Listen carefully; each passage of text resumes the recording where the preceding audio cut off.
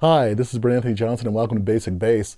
In a recent lesson we talked about permutations and we got into this thing called dead noting. And I really just wanted to break that out just a little bit more as a part two, just because it's really cool and it's a lot of fun. It's added a richness to my playing that I really appreciate as we kind of play through this like linear information of bass lines and things of that nature. It's nice to stop and put little punctuations in the context of our lines that kind of break it up and stop them from,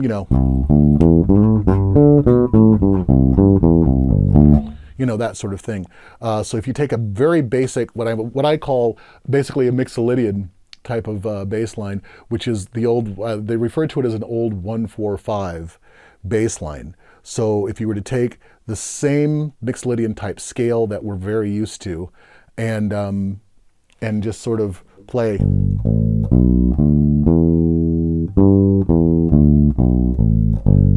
Which is another scale that we'll talk about. So in this case, I'm using G, and I'm going to stop that right now, and maybe I will use G. Is it okay if I use G today as a bass note? Third fret of the E string. I think I'll do that today. I use a lot of C, I use some A, but today we're going to do G just because it sits really well for this particular exercise and it's a lot of fun.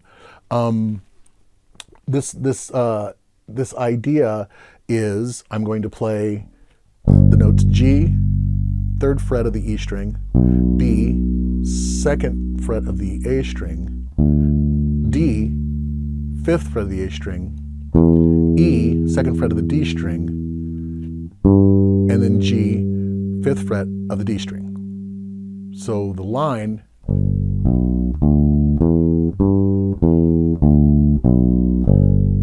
you've heard this line a bunch. If you actually play a minor 7, because that looks like 1, 3, 5, 6 octave. As far as the intervals are concerned. As far as the intervals are concerned, if this is just simply from a root note. And so remember here, as I play this line, I am not playing in G major. I'm using a lot of the facets and features of G major, but for instance, I'm not using a major third, and I'm not using a major 7th. As a matter of fact, if you played the minor 7th in this context, which would be F in this particular bass line, which has nothing to do with any major key or not, because if it was G major, you would have this note you would have this note F sharp, G flat. So having that note F sharp or G flat would make it G major. We're not talking about that. We're talking about natural F, the note F there. So you get this.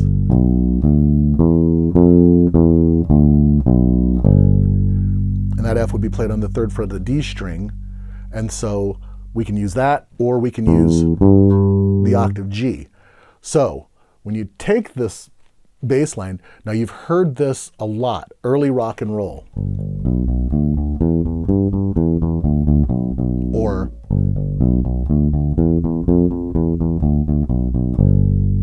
right? And so once again, I'm just employing eighth notes here with my right hand, index middle, index middle, index middle, index middle, index middle, index middle, index middle, index middle.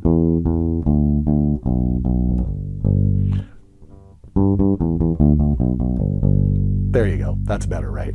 So you've heard this a lot. If we incorporate the F as a minor 7th, you've certainly heard that a lot.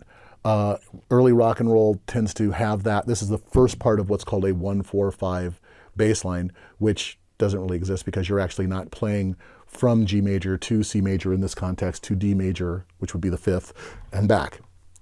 You're simply using intervallic information.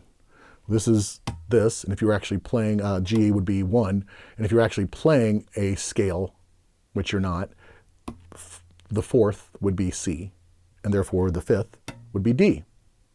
Nothing wrong with that. It's just a way of identifying a particular type of bass line that, once again, is not in key. It's just simply the information that we're playing. You'll find that rock and roll, funk, folk, a lot of different types of music, for instance, really don't come from a they come from a key center, they come from a bass note, or there's a bass line that has to do with information like that, but it's not really in a key per se. Nothing wrong with that. Doesn't make it illegitimate, doesn't make it, poor music or poor person's music or less highbrow music. But of course, the difference is, let's just say the Beatles playing Twist and Shout, and I Saw Her Standing There, to when George Martin began to produce them and bring in full, symphony, full orchestra with their music, to the extent that on some of those songs, they didn't even play their instruments on those songs. Eleanor Rigby being a perfect example of that, where the Beatles sang on Eleanor Rigby and George Martin wrote that arrangement and that sort of thing and conducted that through. Beautiful song, by the way. I consider that a perfect song. You're introduced to two characters. One of them dies. I mean, sincerely, that is really wonderful musical information. And the line of Eleanor Rigby is actually a Dorian line. Look into that. That's one of those cool things to find out. You'll find out some of your highbrow music is actually a modal melody versus a pentatonic melody, which we'll get into later. Actually kind of starting now. So if we take this line, again, or this line, there's ways to approach that. You had, the early rock and rollers, Chuck Berry, Little Richard. Little Richard kind of doubled up on that.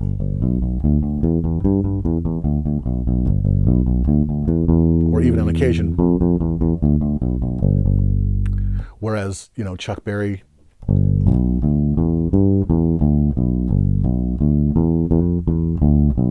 one or the other, alternating. And then, enter Elvis, where he began to play more information. His basic rhythm for a lot of his rock and roll songs, well, they were all rock and roll, but you'll recognize this.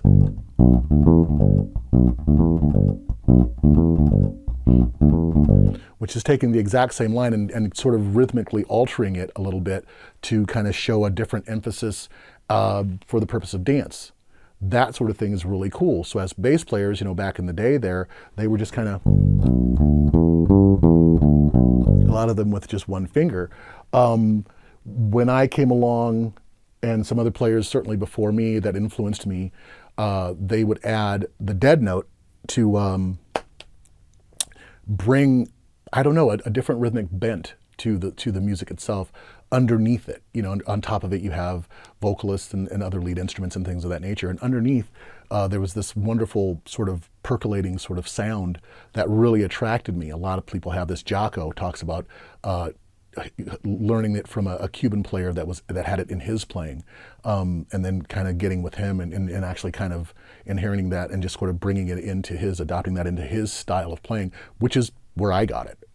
Players like him. Players like James Jamerson didn't really use a lot of dead noting. Then Jaco came along and that sort of thing, and he was using it a lot, and it really did attract me. So as I started practicing it, other than trying to practice Jaco's songs and things of that nature, and bringing in my own information, I was incorporating things into as I was growing as a player. One of the things I practiced was adding dead notes to this line. And again, in this context, just to get started, I'm sort of using my index finger to play the dead notes and my middle finger to play the actual note. That's a good way to start. You can mix that up rhythmically. You can change it around. Once again, this is foundational information. So the line starts like this, but adding dead noting, it begins to sound like this.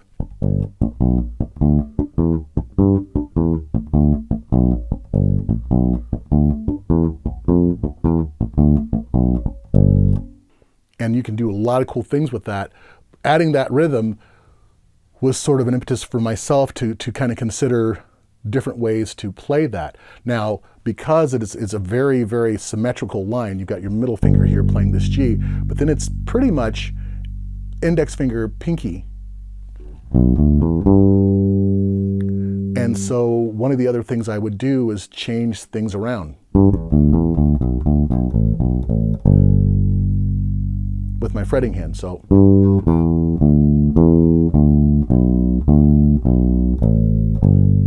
that's simply alternating pinky, index, pinky, index, pinky, index, pinky, index. But I'm actually going back a string. So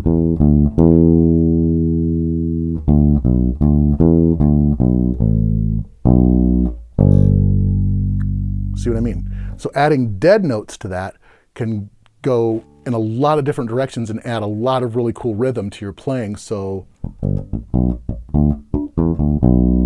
that'd be another way to play that.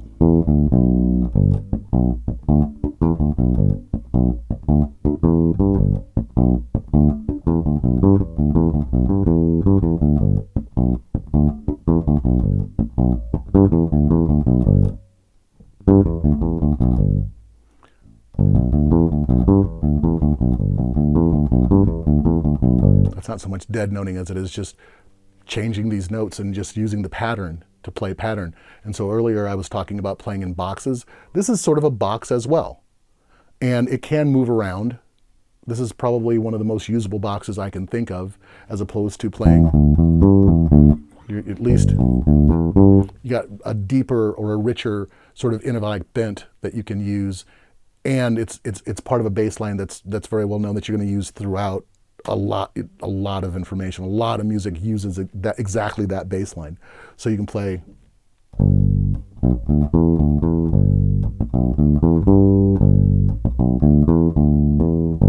and you'll hear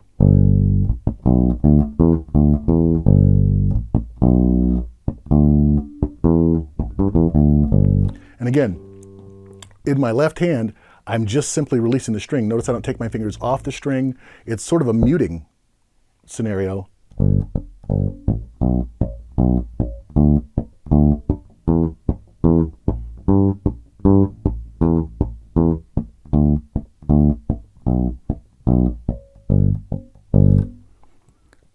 And you can use it very good usage throughout to make your line stand up a lot, you know. And if you incorporate the minor 7,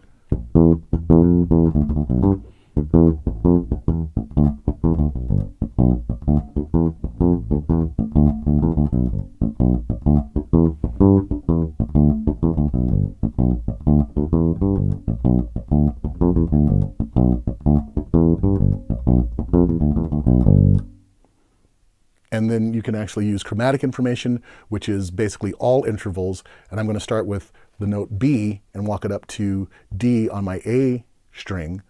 So I'm just going to use all my fingers in order. B with my index finger, C with my middle finger, C sharp D flat with my ring finger, and D with my pinky on the A string. So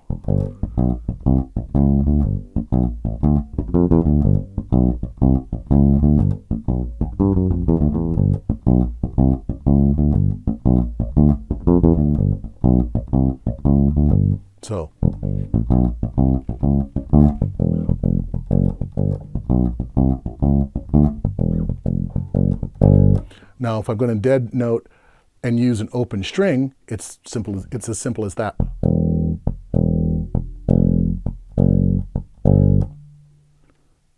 And using chromatic information does bring depth to your line. It adds a lot of really cool colors to your line. And these are things that you can just simply practice. These are just ways to have fun. And of course we can expand that to play the full 1-4-5 scenario if you want to. But once again, these are just the foundation. These pieces of information are simply the foundation to get you active. See you next time.